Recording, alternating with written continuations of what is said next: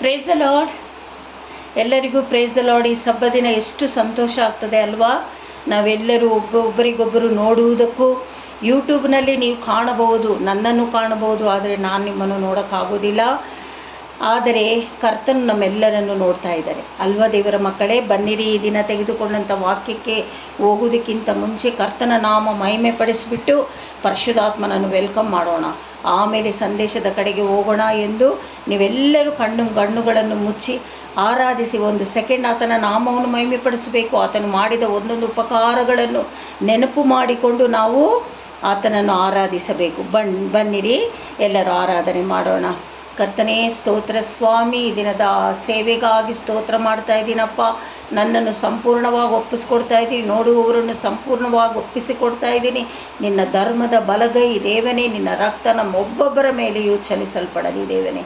ಯೇಸುವೇ ಸ್ತೋತ್ರ ಸ್ತೋತ್ರ ಸ್ತೋತ್ರ ಸ್ತೋತ್ರ ಸ್ತೋತ್ರ. அன்பு கூறுவேன் இன்னும் அதிகமா ஆராதிப்பேன் இன்னும் ஆர்வமா. ஓ அன்பு கூறுவேன் இன்னும் அதிகமா ஆராதிப்பேன் இன்னும் ஆர்வமாய் முழு உள்ளத்தோடு ஆராதிப்பே முழு மனத்தோடு அன்பு கூறுவே. ஆராதனை ஆராதனை ஆராதனை ஆராதனை இயேசுவே. ஆராதனை ஆராதனை ಆರಾಧನೆ ಆರಾಧನೆ. ಸ್ತೋತ್ರ ಏಸಪ್ಪ, ನಿನ್ನ ನಾಮ ಮಹಿಮೆ ಪಡಲಿ. ಪರಿಶುದ್ಧಾತ್ಮನನ್ನು ಸ್ವಾಗತ ಮಾಡ್ತಾ ಇದ್ದೀನಿ ಕರ್ತಾವೆ. ನನ್ನನ್ನು ತಗ್ಗಿಸಿ ಪರಿಶುದ್ಧಾತ್ಮನ ಕರದಲ್ಲಿ ಸಬ್ಮಿಟ್ ಮಾಡ್ತಾ ಇದ್ದೀನಿ. ಆಶೀರ್ವದಿಸು, ಅನುಗ್ರಹಿಸಿ, ಎಲ್ಲ ಮಹಿಮೆ ನಿಂಗೆ ಒಬ್ಬನಿಗೆ ಸಲ್ಲಬೇಕಪ್ಪ, ನನ್ನ ಜೀವವುಳ್ಳ ತಂದೆಯೇ. ಆಮೇನ್. ಬನ್ನಿರಿ ದೇವರ ಮಕ್ಕಳೇ, ಈ ದಿನ ನಾವು ತೆಗೆದುಕೊಂಡಿರುವ ವಾಕ್ಯ ಕೀರ್ತನೆ 23. ಸತ್ಯವೇದ ವಾಕ್ಯಗಳನ್ನು ತೆಗೆದು ಕೀರ್ತನೆ 23ಕ್ಕೆ ಹೋಗೋಣ. ದೇವರು ಯಾವ ರೀತಿಯಲ್ಲಿ ನಮ್ಮನ್ನು ಕಾಲವೆಲ್ಲ ನಡೆಸಿಕೊಟ್ಟರು, ವಾರವೆಲ್ಲ ನಮ್ಮನ್ನು ನಡೆಸಿದರು, ಆರೋಗ್ಯ ಆಯಸ್ಸು ಬಲದಲ್ಲಿ, ಅದೇ ರೀತಿಯಲ್ಲಿ ದಾವೀದನು ಸಹ ಇಲ್ಲಿ ದೇವರನ್ನು ಮಹಿಮೆ ಪಡಿಸ್ತಾ ಇರೋ ವಾಕ್ಯವನ್ನು ನಾವು ಈ ದಿನ ಧ್ಯಾನ ಮಾಡ್ತಾ ಇದ್ದೀವಿ. ಬನ್ನಿರಿ ದೇವರ ಮಕ್ಕಳೇ, ಕೀರ್ತನೆ 21, 23, 1-6 ಏನು ಹೇಳಲ್ಪಡುತ್ತದೆ, ದಾವೀದನು ಯಾವ ರೀತಿ ಮಹಿಮೆ ಪಡಿಸ್ತಾ ಇದ್ದಾರೆ ಅಂದರೆ, ಯೆಹೋವನು ನನಗೆ ಕುರುಬನು, ಕೊರತೆ ಪಡೆನು. ಆತನೇ ನಮಗೆ ಒಳ್ಳೆ ಕುರುಬನು ಅಲ್ವ ದೇವರ ಮಕ್ಕಳೇ. ಆತನು ನಾನು ಕೊರತೆನೇ ಪಡೋದಿಲ್ಲ. ಆತನು ಹಸಿರುಗಾವಲುಗಳಲ್ಲಿ ನನ್ನನ್ನು ತಂಗಿಸುತ್ತಾನೆ. ನೋಡಿ, ಹಸಿರು ಹುಲ್ಲು ಗಾವಲುಗಳಲ್ಲಿ ನಾವು ನಡೆಯತಕ್ಕ ಹಾಗೆ, ನಾವು ವಾಸ ಮಾಡತಕ್ಕ ಹಾಗೆ, ನಾವು ಸಮಾಧಾನದಿಂದ ಇರತಕ್ಕ ಹಾಗೆ ನಮ್ಮನ್ನು ನಡೆಸ್ತಾನೆ ಅಂತ ದಾವೀದನು ಇಲ್ಲಿ ಹೇಳುವಾಗ, ವಿಶ್ರಾಂತಿಕರವಾದ ನೀರುಗಳ ಬಳಿಗೆ ಬರಮಾಡುತ್ತಾನೆ. ವಿಶ್ರಾಂತಿಕರವಾದ ನೀರುಗಳ ಬಳಿಗೆ. ಯಾವ ನೀರು? ಜೀವನದಿ. ಅರ್ಥ ಆಯ್ತಾ ದೇವರ ಮಕ್ಕಳೇ? ನನ್ನ ಪ್ರಾಣವನ್ನು ಉಜ್ಜೀವಿಸ ಮಾಡಿ ತನ್ನ ಹೆಸರಿಗೆ ತಕ್ಕಂತೆ ನೀತಿ ಮಾರ್ಗದಲ್ಲಿ ನನ್ನನ್ನು ನಡೆಸುತ್ತಾನೆ. ನನ್ನ ಪ್ರಾಣಕ್ಕೆ ಯಾವ ಕೇಡು ಬಾರದೇ ಇರುವ ಹಾಗೆ ನನ್ನನ್ನು ನಡೆಸುತ್ತಾನೆ. ನಾನು ಕಾರ್ಗತ್ತಲಿನಲ್ಲಿ ಕಣಿವೆಯಲ್ಲಿ ನಡೆಯುವಾಗಲೂ ನೀನು ಹತ್ತಿರವಿರುವುದರಿಂದ ಕೇಡಿಗೆ ನಾನು ಹೆದರೇನು ದೇವರೇ ಅಂತ. ಯಾವುದೇ ಕತ್ತಲೆಯಲ್ಲಿ ನಾನು ಇದ್ದರೂ ಆ ಕತ್ತಲೆ ನನ್ನನ್ನು ಮುಟ್ಟೋದಿಲ್ಲ. ಕಾರಣ ಯೆಹೋವನು ನಮಗೆ ಬೆಳಕಾಗಿದ್ದಾನೆ. ಅರ್ಥ ಆಯ್ತಾ ದೇವರ ಮಕ್ಕಳೇ? ಐಶಾಯ 60 ನೀವು ಓದಿಕೊಳ್ಳಬಹುದು. ಇದು ಅರ್ಥ ಆಯ್ತಾ ದೇವರ ಮಕ್ಕಳೇ? ಕಾರ್ಗತ್ತಲು ನಮ್ಮ ಮೇಲೆ ಮುಟ್ಟಿದರೂ ಯೆಹೋವನ ಬೆಳಕು ನಮ್ಮ ಮೇಲೆ ಇದೆ ಅಂತ ಐಶಾಯ 60 ಓದಿಕೊಳ್ಳಿ, ನಿಮಗೆ ಗೊತ್ತಾಗುತ್ತದೆ. ಹಾಗಾದರೆ ಇಲ್ಲಿ ನೋಡಿ, ನಿನ್ನ ದೊಣ್ಣೆಯು ನಿನ್ನ ಕೋಲು ನನಗೆ ಧೈರ್ಯ ಕೊಡುತ್ತವೆ. ನೋಡಿ, ಮೋಶೆಯ ಕೈಯಲ್ಲಿ ಕೋಲಿತ್ತು, ಅರ್ಥ ಆಯ್ತಾ? ಆ ಕೋಲಿನಲ್ಲಿಯೇ ಎಲ್ಲ ಇಸ್ರಾಯೇಲ್ ಮಕ್ಕಳನ್ನು ಕರ್ಕೊಂಡು ಹೋಗೋದಕ್ಕೆ ದೇವರ ಅಪ್ಪಣೆ ಕೊಟ್ಟರು. ಅದು ಎಂಥ ಕೋಲು? ದೇವರು ಆಶೀರ್ವದಿಸಿ ಕೊಟ್ಟಂಥ ಕೋಲು.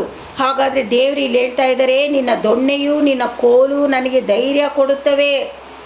ಅಂದರೆ ನೀನು ಶಿಕ್ಷಿಸುವ ವಿಷಯ, ಅರ್ಥ ಆಯ್ತಾ?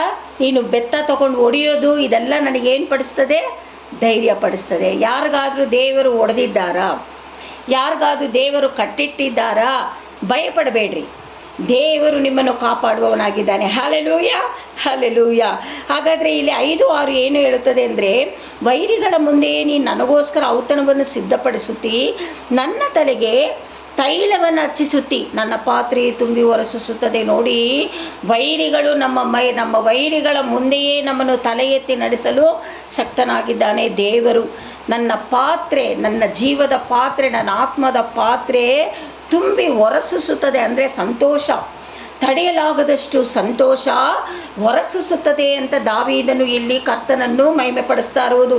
ಹಾಗಾದರೆ ನಾವು ಇದೇ ರೀತಿಯಲ್ಲಿ ಮಹಿಮೆ ಪಡಿಸಬೇಕು. ನಿಶ್ಚಯವಾಗಿ ನನ್ನ ಜೀವಮಾನದಲ್ಲ ಶುಭವು ಕೃಪೆಯು ನನ್ನನ್ನು ಹಿಂಬಾಲಿಸುವವು, ನಾನು ಸದಾಕಾಲವು ಯೆಹೋವನ ಮಂದಿರದಲ್ಲಿ ವಾಸಿಸುವೆನು. ಅಷ್ಟು ದೃಢವಾಗಿ ನಂಬಿಕೆಯಿಂದ ದಾವೀದನು ಇಲ್ಲಿ ಮಾತಾಡ್ತಾ ಇರೋದು ದೇವರ ಮಕ್ಕಳೇ. ಅರ್ಥ ಆಯ್ತಾ? ನಿಶ್ಚಯವಾಗಿ ನನ್ನ ಜೀವಮಾನದಲ್ಲೆಲ್ಲ ಶುಭವನ್ನು ನಾನು ಪಡ್ಕೊಳ್ತೀನಿ, ನಾನು ಸದಾಕಾಲ ಯೆಹೋವನನ್ನು ಆರಾಧಿಸ್ತೀನಿ, ಘನಪಡಿಸ್ತೀನಿ ಅಂತ ದಾವೀದನು ಹೇಳುವಾಗ, ದಾವೀದನಿಗೆ ಏನೇನು ಉಪದ್ರವ ಬಂತು ನಿಮಗೆಲ್ಲರಿಗೂ ಗೊತ್ತಿದೆ. ವಾಕ್ಯಗಳನ್ನು ಓದಿದ್ರೆ ನಿಮಗೆ ಗೊತ್ತಾಗುತ್ತದೆ. ಹಾಗಿರುವಾಗ ನಮ್ಮ ಉಪದ್ರವದಲ್ಲಿಯೂ ನಮ್ಮ ವೇದನೆಯಲ್ಲಿಯೂ ನಮಗೊಂದು ಸಂತೋಷ ಬರಬೇಕು. ನಾವು ಜೀವಮಾನವೆಲ್ಲ ಕರ್ತನನ್ನು ಬಿಡದೆ ಸ್ತುತಿಸುತ್ತಾ ಆತನು ಕೊಡುವ ಸಮಾಧಾನ ಸಂತೋಷದಲ್ಲಿ ನಾವು ಜೀವನ ಮಾಡಬೇಕು. ಅರ್ಥ ಆಯ್ತಾ ದೇವರ ಮಕ್ಕಳೇ? ಒಬ್ಬನು ಏನು ಕೊಟ್ಟಿಲ್ಲ ಅಂತ ಹೇಳೋಕ್ಕೆ ಸಾಧ್ಯವೇ ಇಲ್ಲ. ದೇವರು ಎಲ್ಲವೂ ಮಾನಿಸಲು ಸಾಧ್ಯ. ಅದೇ ನೋಡಿ, ಅದೇ ಯೋಹಾನ 10:14-15 ಹೇಳೋದು. ಯೋಹಾನನು ಏನಂತ ಹೇಳ್ತಾ ಇದ್ದಾರೆ ಗೊತ್ತಾ? ಬರೆದಿಟ್ಕೊಳ್ಳಿ. ಯೋಹಾನ 10:14-15 ನಾನೇ ಒಳ್ಳೆ ಕುರುಬನು. ಯೇಸು ಸ್ವಾಮಿ ಯೋಹಾನನ ಹೇಳ್ತಾ ಇರೋದು, ಯೇಸು ಸ್ವಾಮಿ ಹೇಳೋದನ್ನು. ನಾನೇ ಒಳ್ಳೆ ಕುರುಬನು, ತಂದೆಯು ನನ್ನನ್ನು, ನಾನು ತಂದೆಯನ್ನು ತಿಳಿದಿರುವಂತೆಯೇ ನಾನು ನನ್ನ ಕುರಿಗಳನ್ನು ತಿಳಿದಿದ್ದೇನೆ. ಯೇಸುಸ್ವಾಮಿ ಹೇಳ್ತಾ ಇರೋದಿಲ್ಲಿ, ಯೇಸುಸ್ವಾಮಿ ಯಾವ ಥರ ಹೇಳಿದ್ರು ಅಂತ ಯೋಹಾನನ ಹೇಳ್ತಾ ಇರೋದು. ನಾನು ಒಳ್ಳೆ ಕುರುಬ, ನನ್ನ ತಂದೆಯನ್ನು ಅರಿತ ಹಾಗೆ ತಂದೆಯು ನನ್ನನ್ನು ಅರಿತಿದ್ದಾನೆ, ನನ್ನ ಕುರಿಗಳನ್ನು ನಾನು ಅರಿತಿದ್ದೇನೆ. ಯಾರು ಕುರಿಗಳು? ನಾವು. ಅರ್ಥ ಆಯ್ತಾ ದೇವರ ಮಕ್ಕಳೇ? ನನ್ನ ಕುರಿಗಳು ನನ್ನನ್ನು ತಿಳಿದವೆ ಮತ್ತು ಕುರಿಗಳಿಗೋಸ್ಕರ ನನ್ನ ಪ್ರಾಣವನ್ನು ಕೊಡುತ್ತೇನೆ ಎಂದು ಹೇಳಿದನು. ಯೋಹಾನನು ಇಲ್ಲಿ ಅರಿಕೆ ಮಾಡ್ತಾ ಇರೋದು, ನನ್ನ ಕುರಿಗಳಿಗೋಸ್ಕರ ನಾನು ಪ್ರಾಣ ಕೊಡ್ತೀನಿ. ಹಾಗೇ ನೀವು ಆ ಚಾಪ್ಟರ್ ಓದ್ಕೊಂಡು ಹೋದರೆ, ಅಯ್ಯೋ ನನ್ನ ಕುರಿಗಳು ತಪ್ಪಿ ಹೋಗಿದೆಯಲ್ಲ, ನನ್ನ ಕುರುಬರು ಹುಡುಕ್ತಾ ಇಲ್ಲಲ್ಲ, ನಾನು ಹೋಗಿ ಹುಡ್ಕೊಂಡು ಕರ್ಕೊಂಡು ಬರ್ತೀನಿ ಅಂತ ದೇವರು ಮಾತನಾಡುವುದನ್ನು ನೀವು ಓದಿಕೊಳ್ಳಬಹುದು, ನೀವು ನೋಡ್ಬೋದು ಆ ಚಾಪ್ಟರ್. ಅರ್ಥ ಆಯ್ತಾ ದೇವರ ಮಕ್ಕಳೇ? ಆ ಇಡೀ ವಾಕ್ಯವನ್ನು ನೀವು ಓದುವಾಗ ನಿಮಗೆ ಗೊತ್ತಾಗ್ತದೆ. ಹಾಗಾದರೆ ನಾವು ಈ ದಿನ ಏನು ಕಲ್ತ್ಕೊಂಡ್ವಿ? ನಾವು ಏನು ಧ್ಯಾನ ಮಾಡಿದ್ವಿ? ದೇವರು ನಮಗೆ ಮಾಡಿರುವ ಉಪಕಾರಗಳನ್ನು ನೆನಪು ಮಾಡಿಕೊಂಡು ಆತನ ನಾಮ ಮಹಿಮೆ ಪಡಿಸಬೇಕು. ಅರ್ಥ ಆಯ್ತಾ? ದೇವರು ಯಾರು ನಮ್ಮನ್ನು ಕೈ ಬಿಟ್ಟರು? ಒಳ್ಳೆಯ ಕುರುಬನಾದ ದೇವರಾದ ನಮ್ಮ ಯೇಸು ಸ್ವಾಮಿ ನಮ್ಮನ್ನು ಒಂದು ಕಾಲಕ್ಕೂ ಕೈ ಬಿಡುವ ದೇವರೇ ಅಲ್ಲ. ಅರ್ಥ ಆಯ್ತಾ? ಆತನು ನಮಗೆ ಪ್ರಾಣವನ್ನು ಕೊಡುತ್ತಾನೆ, ಕುರಿಗಳಿಗೋಸ್ಕರ ಪ್ರಾಣವನ್ನು ಕೊಡುತ್ತಾನೆ ಎಂದು ದೇವರು ವಾಗ್ದಾನ ಕೊಡ್ತಾ ಇದ್ದಾರೆ. ನನ್ನ ದೇವರು ನನ್ನನ್ನು ಕಾಪಾಡ್ತಾರೆ ಅಂತ ಕುರುಬನಾಗಿ ನಿಂತು, ದೇವರಾಗಿ ನಿಂತು ನಮ್ಮನ್ನು ಕಾಪಾಡ್ತಾರೆ ಅಂತ ಹೇಳುವಾಗ ನಾವು ಭಯಪಡದೆ ನಾವು ಮುಂದೆ ಹೋಗಬೇಕು. ವಾಕ್ಯಗಳನ್ನು ಓದುತ್ತಾ, ವಾಕ್ಯಗಳ ಪ್ರಕಾರವಾಗಿ ನಡೆಯುತ್ತಾ, ಪರಿಶುದ್ಧಾತ್ಮನ ಮೂಲಕವಾಗಿ ನಡೆಯುತ್ತಾ ನಾವು ಜೀವನ ಮಾಡಬೇಕು. ಅರ್ಥ ಆಯ್ತಾ ದೇವರ ಮಕ್ಕಳೇ? ವಾರವೆಲ್ಲ ನಮ್ಮನ್ನು ದೇವರು ಹೇಗೆ ನಡೆಸಿದ್ರಲ್ವಾ, ಅದಕ್ಕೆ ಸಂತೋಷದಿಂದ ನಾವು ಆಲಯಕ್ಕೆ ಹೋಗಬೇಕು. ಅರ್ಥ ಆಯ್ತಾ? ಕೊನೆಯದಾಗಿ ಈ ವಾಕ್ಯಗಳು ನಿಮ್ಮನ್ನು ಆಶೀರ್ವದಿಸಲ್ಪಡಲಿ. ಕೊನೆಯದಾಗಿ ಕರ್ತನ ನಾಮ ಮಹಿಮೆ ಪಡಿಸುತ್ತಾ ಇಲ್ಲಿಗೆ ನಿಲ್ಲಿಸೋಣ. ಬನ್ನಿ.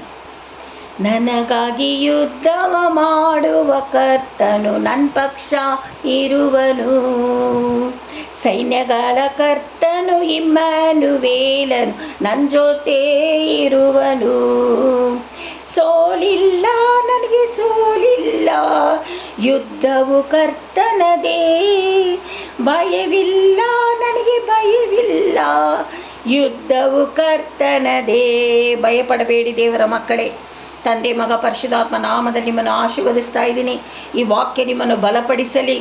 ಭಯಪಡದೆ ದೇವರು ಇಮ್ಯಾನುವೇಲನಾಗಿ ನಿಮ್ಮ ಜೊತೆಯಲ್ಲಿರುವಾಗ ಭಯಪಡುವ ಚಾನ್ಸೇ ಇಲ್ಲ. ನಿಮ್ಮಲ್ಲಿ ಭಯಪಡಿಸ್ತಾ ಇದ್ದರೆ ಆ ಭಯದ ಆತ್ಮನ ಯೇಸುವಿನ ನಾಮದಲ್ಲಿ ಬಿಟ್ಟೋಗಲಿ ಅಂತ ಆಜ್ಞೆ ಮಾಡ್ತಾ ಇದ್ದೀನಿ.